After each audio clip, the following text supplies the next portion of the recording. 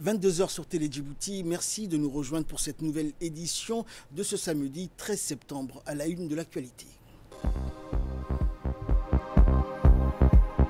Le ministre de la Défense et le chef d'état-major des armées ont accueilli l'attaché de défense de la République unie de Tanzanie.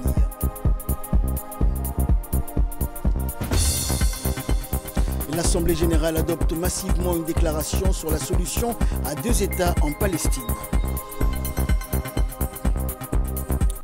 Bonsoir à tous.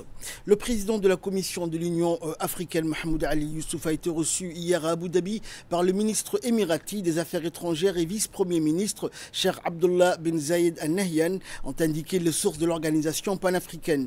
Les deux hommes ont discuté du renforcement de la coopération entre les Émirats arabes unis et l'Afrique dans des secteurs stratégiques, notamment l'énergie verte, les infrastructures, les technologies et le commerce, afin de favoriser une croissance durable. La rencontre a également porté sur les efforts conjoints de paix et de médiation, en particulier dans des contextes de crise comme la Somalie sous l'égide de l'Union africaine.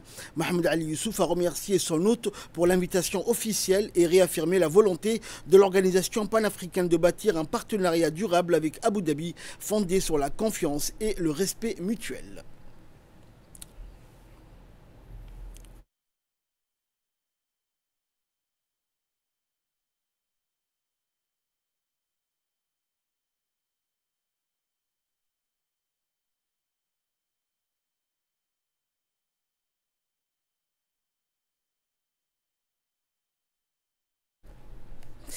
Le ministre de la Défense chargé des relations avec le Parlement, Hassan Omar Mohamed Burhan, et le général des corps d'armée, Zakaria Cheikh Ibrahim, chef d'état-major général des armées, ont reçu à l'hôtel des officiers Hassan Bassouma le général de brigade Mohamed Suleiman Mohamed, attaché de défense de la Tanzanie et accrédité auprès de la République de Djibouti. Cette rencontre s'inscrit dans le cadre du renforcement de la coopération militaire entre Djibouti et la Tanzanie. Les discussions ont porté sur les priorités partagées en matière de sécurité maritime, de formation au maintien de la paix, de lutte contre le terrorisme, ainsi que sur le développement des échanges académiques et professionnels entre les forces armées des deux pays.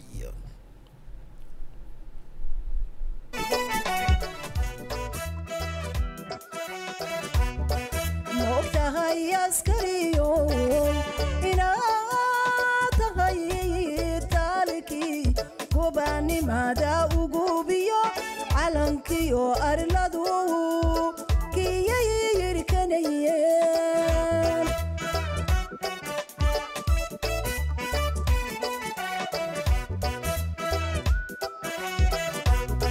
moqtahay askariyo inaatahay taliki kubanimada ugubiyo alankiyo arladu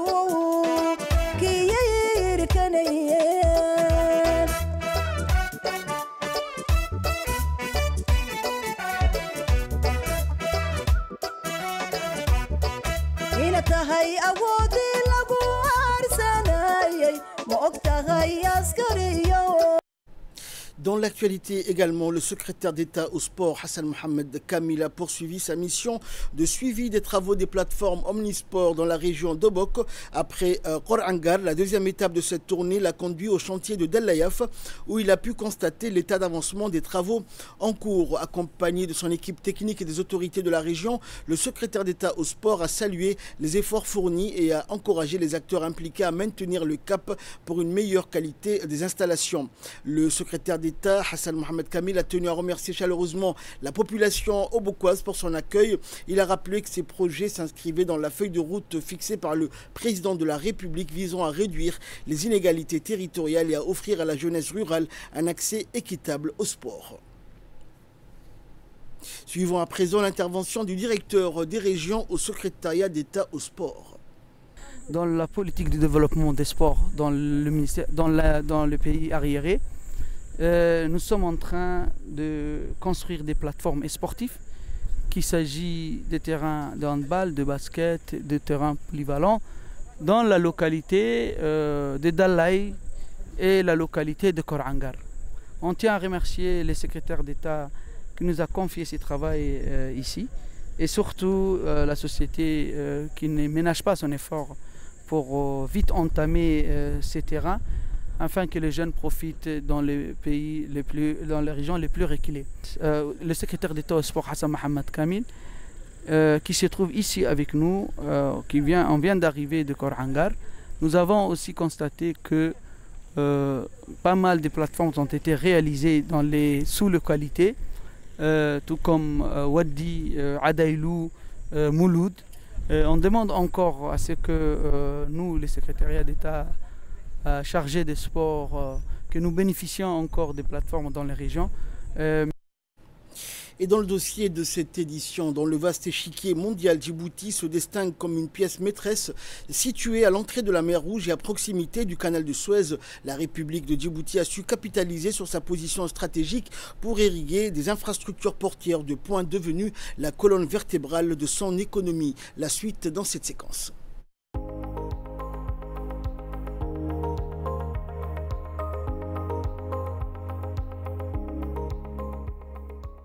Lors de son accession à l'indépendance en 1977, la loi numéro 148 AN 80 du 5 octobre 1980 crée le port autonome international de Djibouti. Comme toute institution publique, le PAID est placé sous la tutelle du président de la République de Djibouti. Un terminal à conteneurs a été mis en service en 1985. La guerre civile en Éthiopie et Somalie ont rénové le rôle géostratégique de Djibouti concernant notamment le programme alimentaire mondial PAM des Nations Unies. La naissance de l'Érythrée en 1994 priva l'Éthiopie d'accès à la mer. La République de Djibouti occupe une position géostratégique exceptionnelle qui la place au carrefour de l'Europe, l'Afrique et la péninsule arabique sur la deuxième route maritime la plus utilisée par le commerce international. Sa situation est stratégique dans la Corne de l'Afrique, au point de rencontre de la mer Rouge et du golfe d'Aden, en constitue un point de passage obligé entre la mer Méditerranée et l'océan Indien. Cette position constitue un atout majeur et logiquement une opportunité évidente sur laquelle le pays veut s'appuyer afin de monnayer sa place dans le cadre d'une économie régionale. À terme, l'objectif de tous ces agro-mécalo-gigantismes portières est de faire de Djibouti une plateforme d'échange et de services pour toute la région, et elle adhère à la nouvelle configuration du marché de la sous-région de plus de 400 millions de consommateurs dont la majorité ne dispose pas d'ouverture maritime. C'est ainsi que l'existence des ports en général et de ceux de Djibouti en particulier constitue un instrument indispensable à toute politique économique. Il joue un rôle primordial dans l'économie nationale, modernisation et développement de la ville, dans les échanges commerciaux de notre pays avec le reste du monde, dans la quasi-totalité des importations ou exportations empruntent la voie maritime.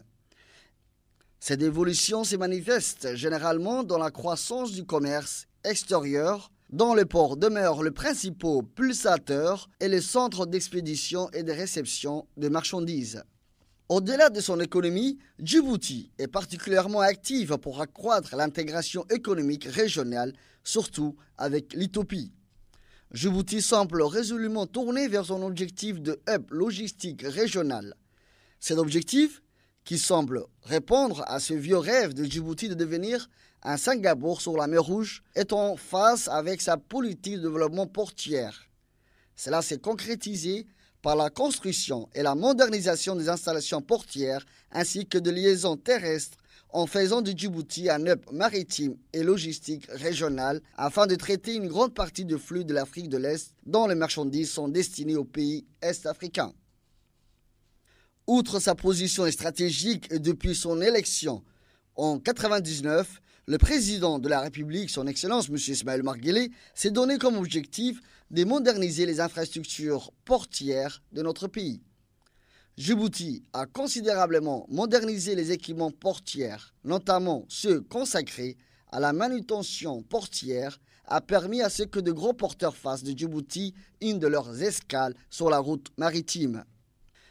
Avec un personnel qualifié capable de relever ces défis, nos infrastructures portières disposent donc aujourd'hui de tous les éléments nécessaires pour accueillir le porte-conteneurs de dernière génération. Djibouti a même réussi à combiner mer, air, terre. La construction du nouveau chemin de fer entre Djibouti et l'Éthiopie illustre très bien cette politique. À cela s'ajoutent d'autres projets d'interconnexion entre l'Est et l'Ouest africain, notamment un projet qui devra relier à terme Djibouti à Dakar. La position stratégique de Djibouti n'est pas uniquement favorable pour le transport maritime. Le pays peut également servir d'hub aérien pour les États enclavés de l'Afrique orientale. Un certain nombre d'accords et mémorandums sont engagés avec l'Éthiopie et le Sud-Soudan pour que ces derniers puissent utiliser les installations aéroportières djiboutiennes. Djibouti compte affirmer son statut de port d'entrée du COMESA et profiter à côté du marché éthiopien dont 80% des marchandises est absorbé par le corridor Djibouti-Galafi, parmi elles des produits pétroliers et des aides alimentaires et l'exportation du café éthiopien vers l'Europe. La République de Djibouti a réussi à se trouver au cœur des stratégies du commerce maritime international. Au-delà des questions de la modernisation et développement portuaire, Djibouti est devenu également un pôle de sûreté et de sécurité maritime essentiel sur l'ensemble de la mer Rouge, du Bab al-Mandeb et du golfe d'Aden. En profitant de son emplacement géographique et de sa stabilité politique dans une région traversée par de multiples conflits, Djibouti a su se mettre au centre des enjeux internationaux. Dans le reste de l'actualité, une initiative conjointe avec l'Agence nationale de la météorologie, un atelier a été organisé sur les perspectives climatiques pour la saison prochaine, notamment le mois d'octobre à décembre dans la salle du conseil régional de Dikil. Cet événement avait pour objectif de présenter et discuter des prévisions climatiques saisonnières pour les mois d'octobre afin de permettre aux acteurs locaux de mieux anticiper et se préparer face aux éventuels risques climatiques. Ces informations ont suscité des échanges interactifs entre les participants qui ont posé des questions, exprimé leurs préoccupations et partagé leurs expériences locales en matière de gestion des aléas climatiques. L'atelier a également permis de renforcer les capacités locales en matière d'interprétation des prévisions saisonnières et d'intégration des données climatiques dans la planification communautaire. En clôturant l'atelier, le préfet par intérim de Dikil, Idriss Hussein Abbas, a salué l'importance de ce type d'initiative et a encouragé les participants à utiliser les données climatiques comme outil de précision afin de protéger les moyens de subsistance des populations et assurer un développement durable de la région. Et justement, écoutons un extrait de son intervention. Nous sommes aujourd'hui réunis ici dans le cadre de l'atelier sur les perspectives climatiques pour les saisons à venir, notamment octobre, décembre. Vous n'êtes pas sans savoir que c'est dans le courant de ce mois-ci et vers la fin du mois précédent, nous avions enregistré pas de fortes précipitations, mais de pluies qui ont causé pas mal de dégâts au niveau de Dikilville et ses périphéries. Mais toutefois, ces pluies ont permis de remplir les retenues d'eau et de fortes crues dans presque toutes les oueds de la région. Toutefois, ces pluies n'ont pas vraiment permis le renouvellement des pâturages. Nous espérons et souhaitons que la saison prochaine soit beaucoup plus important. Et ici, on va voir avec la météo ces perspectives. Dans ce sens, je vous souhaite bonne continuation et déclare ouvert cet atelier. Fait divers pour clore l'actualité nationale. Un incendie s'est déclaré hier à quartier 7 bis dans les rues 21 et 22 vers 19h30 et malgré la virulence du feu, les sapeurs-pompiers arrivés rapidement sur place ont pu maîtriser les flammes. Au total, le feu a détruit 18 habitations. Aucun dégât humain n'est à déplorer. Les policiers du 3e arrondissement, avec à leur tête le capitaine Dila Mergan, ont assuré la sécurité des biens et des personnes sur place avec le concours des policiers de la compagnie d'intervention. Après d'intenses efforts, les sapeurs-pompiers ont finalement réussi à maîtriser l'incendie et une enquête a été ouverte pour connaître l'origine exacte de l'incendie. La protection civile conseille donc à la population de rester vigilante et de suivre les conseils donnés par les sapeurs-pompiers de la protection civile lors des interventions de lutte contre les incendies. Le programme alimentaire mondial a réaffirmé son engagement à soutenir les récentes avancées notables de l'Éthiopie en matière d'action climatique et d'initiatives de sécurité alimentaire. L'Éthiopie a fait des progrès considérables en matière d'action climatique grâce à diverses initiatives, le pays ayant intégré la résilience climatique dans ses plans de développement nationaux et fait progresser l'agriculture intelligente face au climat et grâce à la plantation massive d'arbres, notamment d'arbres fruitiers et d'arbres fourragers, le pays jette les bases de la sécurité alimentaire nationale et de la résilience économique. Le responsable du pacte mondial des Nations Unies a déclaré que l'Afrique ne doit pas seulement s'adapter, elle doit prendre les devants. Samba Djambo, sous-secrétaire général du pacte mondial des Nations Unies, a informé la presse aujourd'hui de l'événement phare de la Global Africa Business Initiative, Gabi, qui se tiendra les 21 et 22 septembre prochains au Marriott Marquis de Times Square à New York. Et depuis sa création en 2022, le Gabi a réuni des dirigeants du secteur privé mondial, des PDG, des investisseurs, des chefs d'entreprise, des philanthropes, des universitaires, des dirigeants des Nations Unies et des chefs de gouvernement à l'occasion de ces différentes réunions. L'événement phare annuel Unstoppable Africa, organisé en marge de l'Assemblée générale des Nations Unies à New York, a vu la participation active de 10 chefs d'État et de plus de 8000 participants.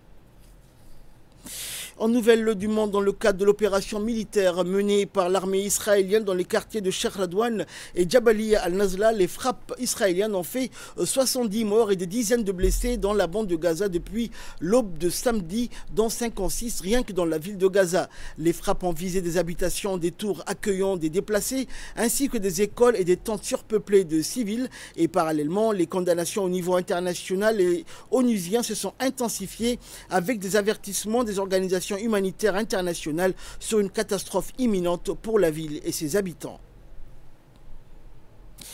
Et enfin, l'Assemblée générale des Nations Unies a approuvé une large majorité la déclaration de New York qui définit des étapes concrètes, irréversibles et assorties de délais précis en vue d'une solution à deux États entre Israël et les Palestiniens à la veille d'une réunion onusienne des dirigeants mondiaux. Le projet de résolution soutenant la déclaration a obtenu 142 voix favorables, 10 contre, parmi lesquelles les États-Unis, Israël et l'Argentine, et 12 abstentions dans l'Albanie, l'Éthiopie et l'Équateur. Selon l'AFP, l'agence France Presse, le texte adopté condamne l'attaque du 7 octobre 2023, exclut le mouvement de résistance Hamas et lui demande de déposer les armes.